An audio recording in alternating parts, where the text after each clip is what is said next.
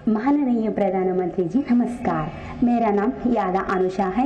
मैं government junior college नागुलंजा में 12 कक्षा पढ़ रही हूँ।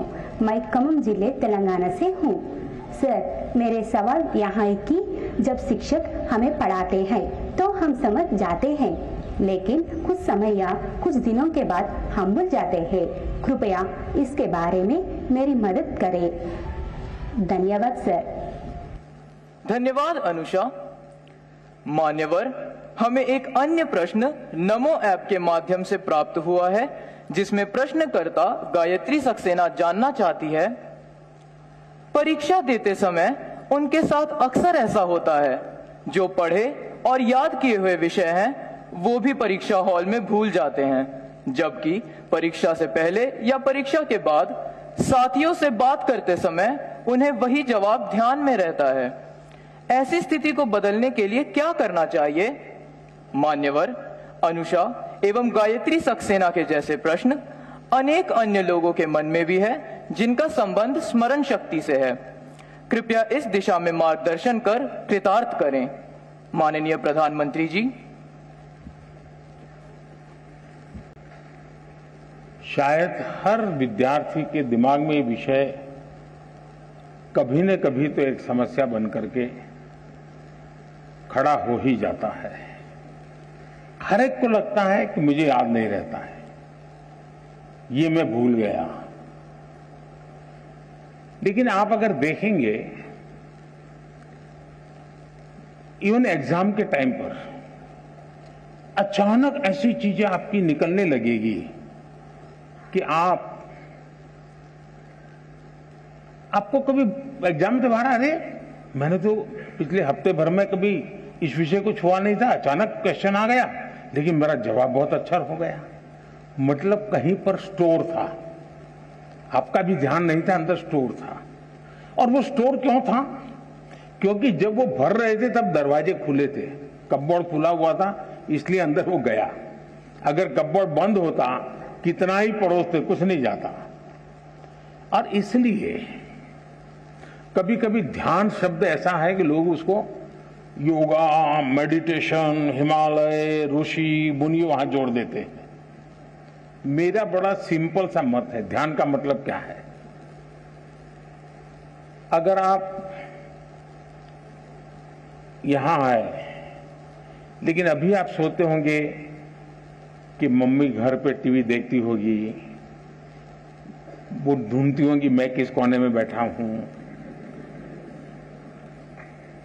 मतलब आप यहां नहीं है, आप घर में है। आपके दिमाग में यही है कि मम्मी टीवी देखती होगी कि नहीं देखती होगी, मैं यहां बैठा हूं, वो उनको नजर आया होगा कि नहीं आया होगा। आपका ध्यान यहां होना चाहिए था, लेकिन आपका ध्यान वहां है, मतलब आप बेध्यान है। अगर आप यहां हैं तो आप ध्यान में है, आप वहां है तो आप बेध्यान है। और इसलिए ध्यान को इतनी सरलता से जीवन में स्वीकार कीजिए, आप इतनी सरलता से स्वीकार कीजिए। ये कोई बहुत बड़ा साइंस है और कोई बहुत बड़ा नाक पकड़ करके हिमालय में जाके बैठना पड़ता है, ऐसा नहीं है जी। बहुत सरल है। आप उस पल को जीने की कोशिश कीजिए। अगर उस पल को आप जी भर के जीते हैं तो वो आपकी शक्ति बन जाता है।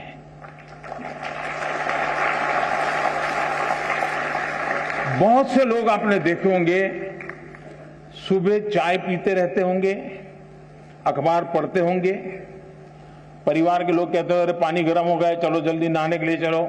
नहीं नहीं, मुझे अखबार पढ़ना है। फिर कहेंगे नहीं नहीं, नाश्ता गर्म है, ठंडा हो जाएगा। फिर भी कहें नहीं, मुझे अखबार पढ़ना है। कभी उन माताओं से मैं कहता हूं जो घर में ऐसी परेशानी करते हैं, उनको जरा शाम को पूछो कि आज अखबार में क्या पढ़ा था। मैं 99% लोग बताता हूं वो नहीं कह पाएंगे कि आज के अखबार की हेडलाइन क्या थी।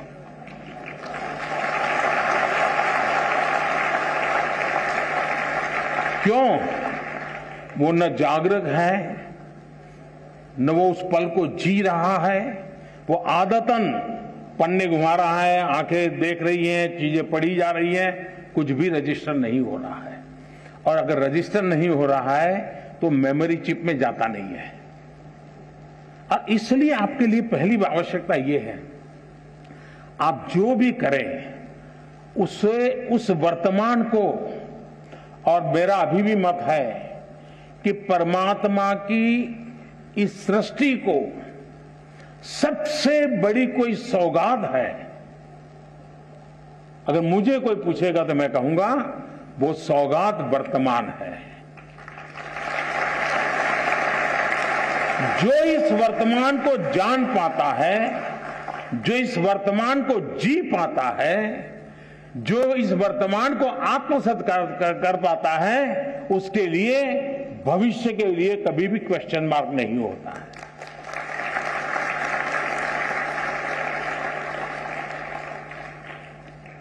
और मेमोरी का भी यही कारण है कि हम उस पल को नहीं जीते हैं और उसके कारण हम उसको गवा देते हैं। दूसरा, मेमोरी का जीवन से संबंध होता है। सिर्फ एग्जाम से है ये सोचोगे तो फिर तो आप उसकी कीमत ही नहीं समझते हैं, उसका मूल्य ही नहीं समझते हैं। अगर मान लीजिए आपके किसी दोस्त का जन्मदिन आपको याद रहा और आपने जन्मदिन पर उसको फोन किया, आपकी तो वो मेमोरी थी जिसके कारण आपको जन्मदिन याद रहा, लेकिन वो मेमोरी आपके जीवन के विस्तार का कारण बन जाता है। जब उस दोस्त को टेलीफोन जाता है, उसको अरे वाह, उसको मेरा जन्मदिन इतना याद था, मतलब मेरे जीवन की अहमियत उसके जीवन में है। वो जीवन भर आपका बन जाता है। कारण क्या था? वो एक मेमोरी। मेमोरी जीवन के विस्तार का बहुत बड़ा कैटलिक एजेंट है।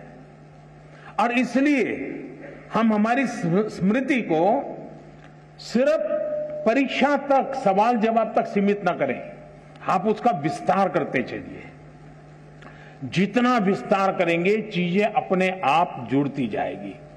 दूसरा, आप कभी 2 बर्तन लीजिए, 2 बर्तन में पानी भरिए, पानी भर करके उसके अंदर एक कॉइन रखिए, दोनों में पानी शुद्ध है, स्वच्छ है, दोनों एक ही प्रकार का पानी है, दोनों एक ही प्रकार के बर्तन है, दोनों एक ही प्रकार के उसमें कॉइन है, और आप उसको देखिए। लेकिन एक बर्तन है जो हिल रहा है, पानी इधर उधर हो रहा है, नीचे कॉइन है, दूसरा स्थिर है। आप देखेंगे कि जो स्थिर पानी वाला कॉइन है वो आपको परफेक्ट दिखता है, हो सकता है उस पर लिखी हुई चीज भी दिखाई दे, और जो पानी हिल रहा है वहां पर भी वही कॉइन, वही साइज है, उतना ही गहरा है, लेकिन दिखता नहीं। क्यों? पानी हिल रहा है, बर्तन हिल रहा है। अगर मन भी ऐसे डोलता रहे और हम सोचें कि उसमें कॉइन जो है मुझे दिखाई देगा, आपने देखा होगा एग्जाम में आपकी समस्या ये होती है, क्यों देखो ये बगल वाला तो ऊपर दिखता नहीं, लिखता ही रहता है, अब मैं पीछे रह जाऊंगा, उसको यानी दिमाग उसी में लगा पड़ा है। आपका दिमाग इतना हल डोल कर रहा है कि जो भीतर मेमोरी रूपी जो कॉइन है ना, आपको वो दिखता ही नहीं है। एक बार मन को स्थिर कर लीजिए। मन को स्थिर करने की दिक्कत है तो जरा डीप ब्रीथिंग कर लीजिए, 3-4 बार गहरी सांस लीजिए, एकदम सीना तान करके आंख बंद करके कुछ पल बैठिए। मन स्थिर हो जाते ही वो कॉइन जैसे दिखने लगता है, आपके मेमोरी के भीतर पड़ी हुई चीज यूं ही उभर करके आना शुरू हो जाती है।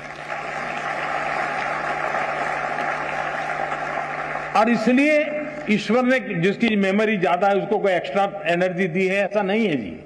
हम सबको, हमारे सबका जो इंटरनल प्रोडक्ट है ना, परमात्मा ने बहुत ढंग से बनाया हुआ है। हम किसको पनवाते हैं, किसको बढ़ाते हैं, उस पर निर्भर करता है। तो आप इसको बहुत आसानी से कर सकते हो।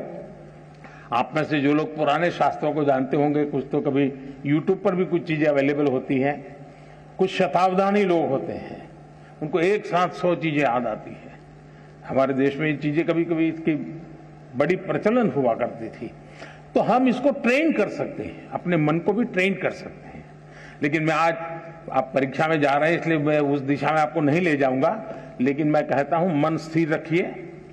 आप अपने पास चीजें पड़ी हैं, वो अपने आप आना शुरू हो जाएगी, आपको वो दिखना शुरू हो जाएगी, आपका उसका स्मरण होना शुरू हो जाएगा और वही बहुत बड़ी ताकत बन जाएगा।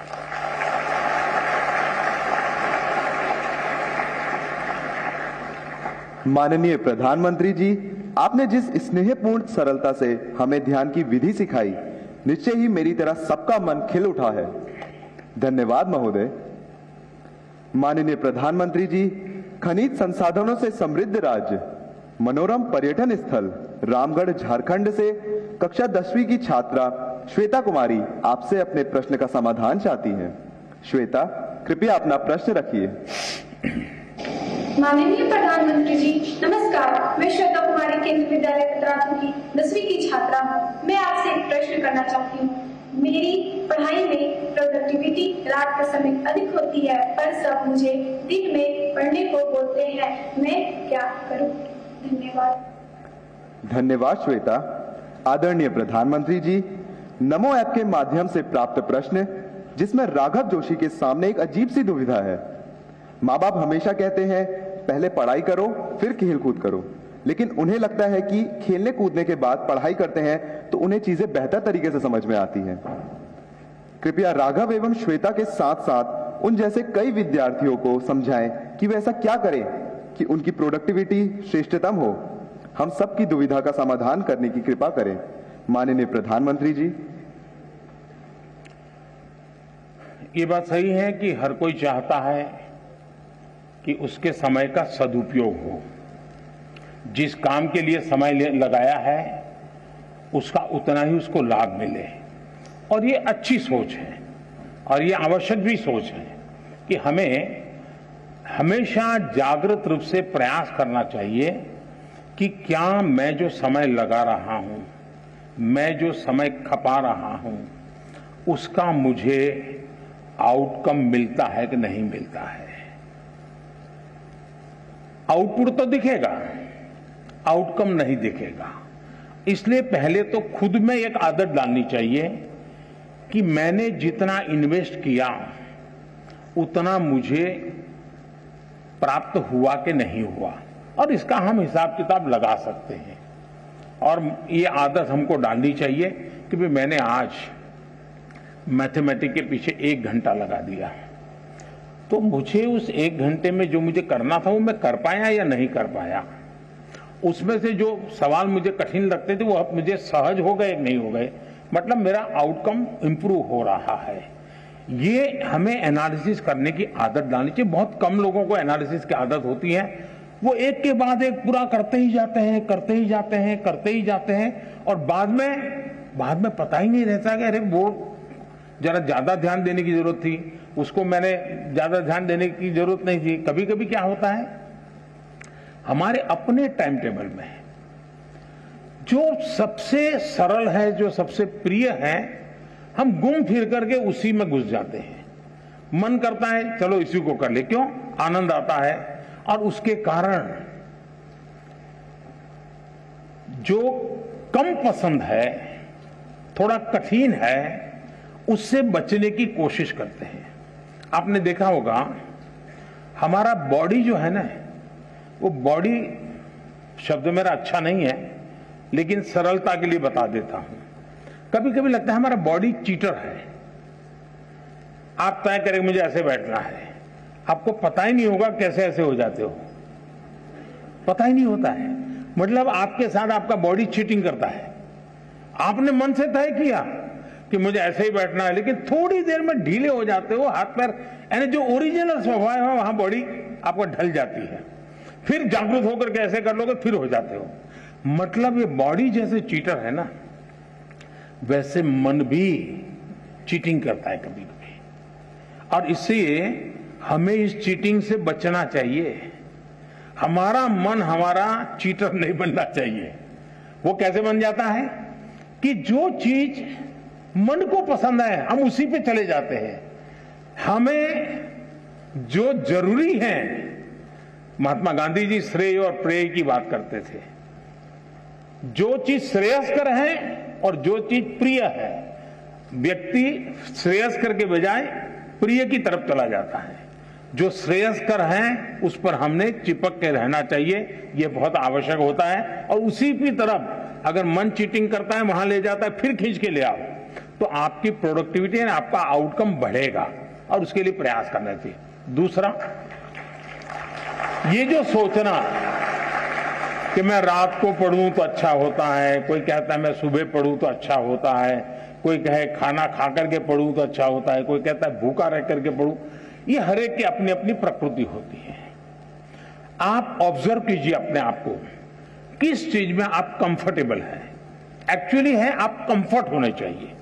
अगर आप कंफर्ट नहीं है उस परिषद से, बैठने से, उठने से, तो आप शायद उसको नहीं कर। और कुछ लोग ऐसे होते हैं कि एक ही प्रकार की जगह होगी तब नींद आएगी उसको।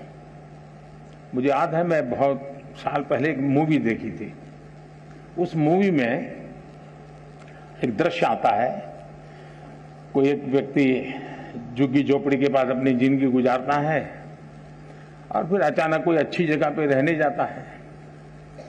उसको नसीब आता है लेकिन नींद नहीं आ रही है। और नींद क्यों नहीं आती, तो फिर अपना दिमाग खपाता है, तो वो जाता है रेलवे स्टेशन पे और रेल की पटरी की जो आवाज, खटापटी आवाज, उसको टैप करता है और घर में ला करके वो टैप रिकॉर्ड शुरू करता है और फिर सो जाता है, नींद आ जाती है। उसका वो कंफर्ट हो जाता है जब तक उसको वो। अब हर एक के लिए कोई कहे कि भाई ट्रेन की आवाज आएगी तो तुम्हें नींद आएगी, हर एक के लिए जरूर नहीं होता, लेकिन उसको वो कंफर्ट लगा। मैं समझता हूं कि हमें भी पता होना चाहिए, इसका प्रेशर बिल्कुल मत रखिए। जिस चीज में आपको आनंद आता है, आपको कम से कम उसके लिए अपने आप को एडजस्ट करना पड़ता है, वो रास्ता छोड़ने की जरूरत नहीं है। लेकिन उस कंफर्ट अवस्था में भी आपका काम है आपकी पढ़ाई, आपका काम है मैक्सिमम आउटकम, उसमें से जरा भी हटना नहीं है। और मैंने देखा है लोग कैसे काम करते हैं। कभी कभी हम सुनने को तो अच्छा लगता है कि फलाना व्यक्ति 12 घंटे काम करता है, 14 घंटे काम करता है, 18 घंटे काम करता है, सुनना अच्छा लगता है। लेकिन एक्चुअली 18 घंटे काम करना क्या होता है, मेरे जीवन में एक बहुत बड़ा लेसन है। मैं जब गुजरात में था तो केका शास्त्री जी करके एक बहुत बड़े विद्वान थे। स्वयं तो 5वीं 7वीं कक्षा तक ही पढ़े थे, लेकिन अनेक ग्रंथ लिखे थे उन्होंने, दर्जनों ग्रंथ लिखे थे और वो पद्म सम्मान से भी सम्मानित थे। वो जीवित रहे थे 103 साल और जब मैं वहां था तो मैंने उनकी शताब्दी का ऑफिशियल कार्यक्रम सरकार का किया था। मेरा उनके साथ बड़ा निकट रिश्ता जैसा था, बड़ा प्यार रहता था मुझ पर उनका।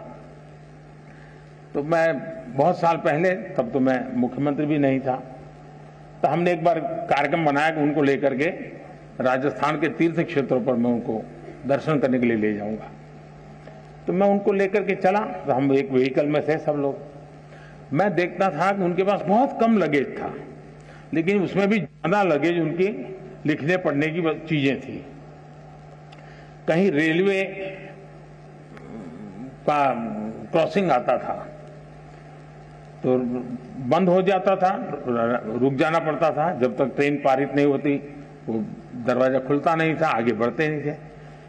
अब उस समय हम क्या करते हैं, हम या तो नीचे उतर के थोड़े टहलेंगे या कोई सिंह चना बेचता होगा तो लेकर के खाएंगे। हम अपना समय, मैं देखता था कि जैसे ही खड़ी हुई गाड़ी वो अपने थैले में से कागज निकालते थे और एकदम से लिखना शुरू कर। तब उनकी उम्र मैं समझता हूं 80 तो करीब पहुंच गई होगी।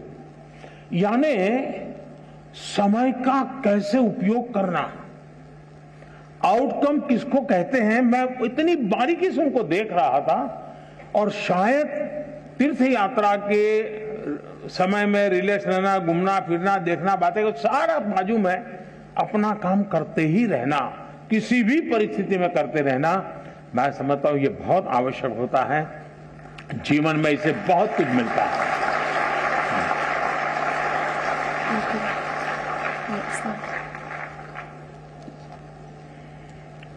Honorable Sir, thank you for making us understand the importance of self-analysis and realizing that we should learn joyfully for rising to excellence. Honorable Prime Minister, Sir, Erica George, a student of class 9th from the beautiful lush green land with eucalyptus forest, Udhampur, Union Territory of Jammu and Kashmir, seeks your guidance. Erica, please ask your question. Greetings, Honorable Prime Minister, Sir. I'm Erica George from APS Udhampur, Jammu and Kashmir from 9th. So the question that I wanted to ask was, nowadays there's a lot of competition, especially in the academic fields and in a country like India. In this case, there are a lot of people who are really very talented and knowledgeable, but due to some reason they could not appear for the exams. Maybe they could not choose the right path, or maybe they do not have the proper counseling. So sir, in this case, what can we do for these people so that the talent of these people does not go to a waste and instead can be utilized in a better and efficient way? Thank you, sir. Thank you, Erica. Honorable Prime Minister, Sir, Hari Om Mishra, a class 12 student from Industrial Hub, Gautam Budh Nagar, Uttar Pradesh, is preparing for his board exams and wishes to ask a similar question that has been invited by a competition organized by ZTV. Hari Om, please ask your question. नमस्कार, मेरा नाम हरिओम मिश्रा है और मैं Cambridge school Noida की 12वीं कक्षा का छात्र हूं। मेरा आज प्रधानमंत्री जी से सवाल है कि जैसा इस साल कॉलेज में एडमिशन की प्रक्रिया में काफी बदलाव लाए गए हैं और इस साल बोर्ड परीक्षा के पैटर्न में भी काफी बदलाव लाए गए हैं, तो इन सारे बदलावों के बीच में हम विद्यार्थी अभी बोर्ड परीक्षा पर ध्यान दें या फिर हम कॉलेज की एडमिशन की प्रक्रिया पर ध्यान दें, हम किस चीज को और अपनी तैयारी किस प्रकार करें? Thank you, Hari Om. Honorable Prime Minister, Sir, just like Erica and Hari Om, many students from different parts of the country have expressed their anxiety and concern about whether to focus on studies, competitive exams, board exam preparation, or college admission. We all seek your guidance, Honorable Prime Minister, Sir. वैसे दो अलग अलग प्रकार के सवाल हैं। एक विषय है कंपटीशन का और दूसरा विषय है कि ये एग्जाम दूं या वो एग्जाम दूं, और एक ही समय दो एग्जाम है तो क्या करूं। मैं नहीं मानता हूं कि हमने एग्जाम के लिए पढ़ना चाहिए, गलती वहीं हो जाती है।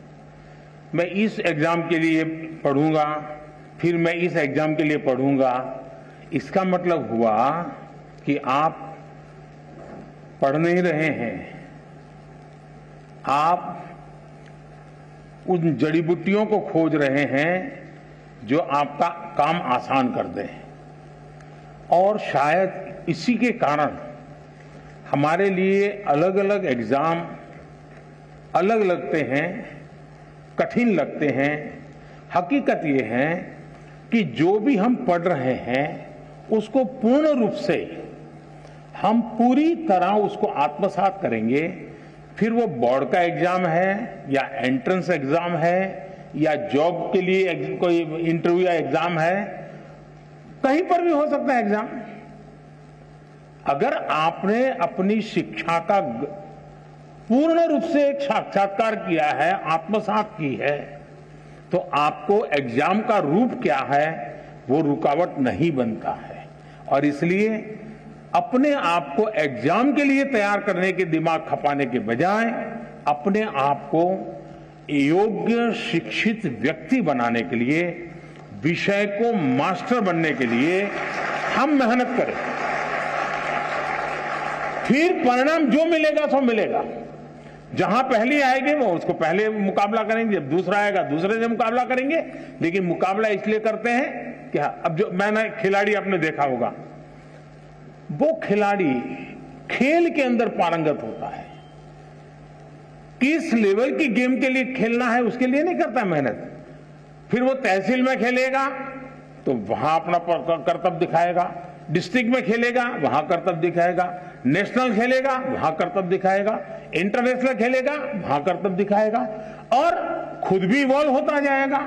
और इसलिए मैं मानता हूं कि हम फलानी एग्जाम के लिए ये जड़ी बूटी, उस एग्जाम के लिए ये जड़ी बूटी, उस चक्कर से निकल करके मेरे पास ये संपुट है, मैं लेकर के जा रहा हूं। अगर मैं वहां से निकला तो ठीक है, नहीं निकला तो मैं कोई और रास्ता ढूंढ लूंगा। तो मुझे लगता है कि एक तो इसमें ये सोचना चाहिए। दूसरा, कंपटीशन। देखिए दोस्तों, कंपटीशन को हम जीवन की सबसे बड़ी सौगात मानना चाहिए। अगर कंपटीशन नहीं है तो जिंदगी किस चीज की जी? फिर तो हम ऐसे ही खुश रहेंगे, वाह कोई कुछ नहीं है, हम है बस। ऐसा नहीं होना चाहिए। सचमुच में तो हमने कंपटीशन को इनवाइट करना चाहिए, तभी तो हमारी कसौटी होती है। मैं तो कहूंगा घर में भी कभी छुट्टी का दिन है, पढ़ना नहीं है, एग्जाम नहीं है, कुछ नहीं है, तो भाई बहन बैठ करके कंपटीशन लगाओ। तुम 4 रोटी खाते हो, मैं 5 खाता हूं, तुम 5 खाते हो, मैं 6 खाता हूं। अरे करो तो कंपटीशन। जिंदगी को कंपटीशन हमने निमंत्रण देना चाहिए। कंपटीशन जिंदगी को आगे बढ़ाने का एक अच्छा माध्यम होता है, जो हमें अपना भी इवैल्यूएशन करने लगता है। दूसरा, मैं जिस पीढ़ी का हूं या आपके माता पिता जिस पीढ़ी के हैं, उनको वो चीजें नसीब नहीं थी जो आपको नसीब हो रही है। आप उस भाग्यवान जनरेशन में हैं जो भाग्य आपके पहले की किसी भी जनरेशन को इतनी बड़ी मात्रा में कभी नहीं मिला है। और वो है, जैसे कंपटीशन ज्यादा है तो चॉइस भी ज्यादा है, अवसर भी अनेक हैं।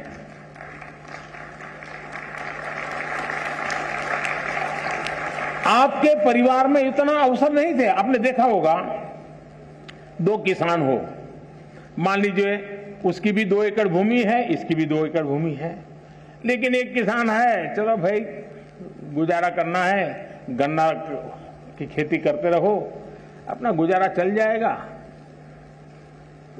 दूसरा किसान है, वो सोचता है नहीं नहीं 2 एकड़ भूमि है, ऐसा करूंगा, 1/3 ये करूंगा, 1/3 ये करूंगा, 1/3 ये करूंगा, पिछली साल ये किया था तो इस बार ये करूंगा, ये 2 चीजें नहीं करूंगा।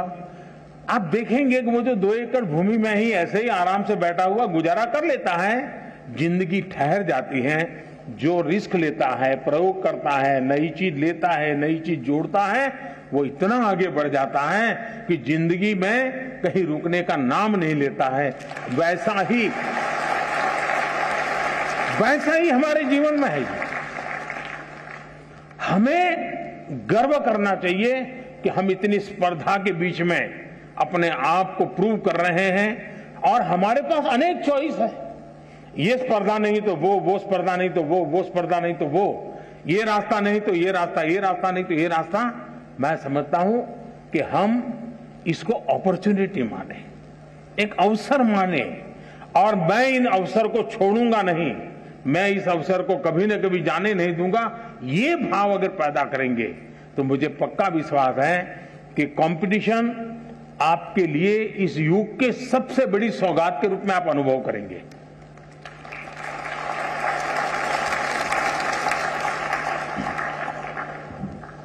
माननीय प्रधानमंत्री जी, आपने हमें ज्ञान को आत्मसात करने की प्रेरणा दी, जिससे जीवन में सफलता मिलती है। आपका धन्यवाद। श्रद्धेय प्रधानमंत्री जी, नवसारी गुजरात से एक अभिभावक सुश्री सीमा चिंतन देसाई आपके सम्मुख एक प्रश्न रखना चाहती हैं। महोदया, कृपया अपनी बात रखें। जय Shri honourable prime minister Modi ji, नमस्ते। I'm Seema Chintan Desai from Navsari, a parent. Sir, अब इतने सारे यंगस्टर्स पे आकर हो, रीजन आप सिर्फ बोलते हैं, और जो बोलते हो वो करके दिखाते हो। सैल्यूट्स। सर, एक प्रश्न है। भारतीय ग्रामीण अंचल की बालिकाओं हेतु अनेक योजनाएं चल रही हैं। इसकी प्रगति के लिए हमारा समाज क्या योगदान दे सकता है? कृपया मार्गदर्शन दें। धन्यवाद। धन्यवाद महोदया। मान्यवर, सीमा चिंतन देसाई जी ग्रामीण क्षेत्र की बालिकाओं की शिक्षा को लेकर चिंतित हैं और श्रीमान से जानना चाहती है कि इस दिशा में आपके मंतव्य क्या हैं। माननीय प्रधानमंत्री जी। वैसे मैं समझता हूं कि स्थितियां काफी बदली हैं। पहले के समय में जब शिक्षा की बात आती थी तो माँ बाप को लगता था कि बेटे को पढ़ाना चाहिए। अपने लिमिटेड संसाधन से भी उनको लगता था कि इतने ही स्थिति है, चलो बच्चा पढ़ेगा तो कुछ कमाएगा। और कभी कभी कुछ माँ बाप ये भी कह देते थे, अरे बेटी को पढ़ा के क्या करना है भाई, उसको नौकरी थोड़ी करवानी है, अब वो तो अपना ससुराल जाएगी, वो अपना जिंदगी का गुजारा कर लेगी।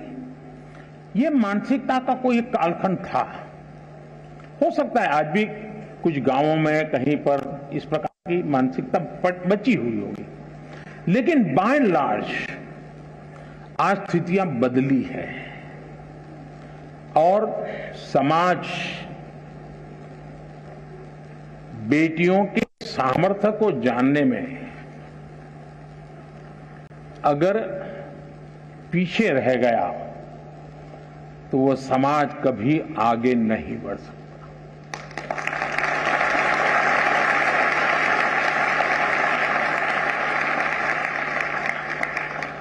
कभी कभी तो आपने ऐसे परिवार देखे होंगे जहां पर ये कहते होंगे भाई बेटा तो होना ही चाहिए ताकि बुढ़ापे में काम आएगा, बेटी तो क्या है वो तो ससुराल चली जाएगी, वो क्या काम की। ऐसी भी एक सोच हमारे समाज में है और कभी तो थी। लेकिन इतिहास अनुभव करता है और मैं इन चीजों को बड़ी बारीकी से देखता हूं। मैंने ऐसी कई बेटियां देखी है जिन्होंने माँ बाप की इकलौती बेटी, माँ बाप के सुख और उनकी बुढ़ापे की चिंता के लिए खुद ने शादी नहीं की और माँ बाप की सेवा में जिंदगी खपा दी, जो बेटा नहीं कर सकता, वो बेटियों ने किया। Presenting B News app, available on Google Play and App Store. Download it now.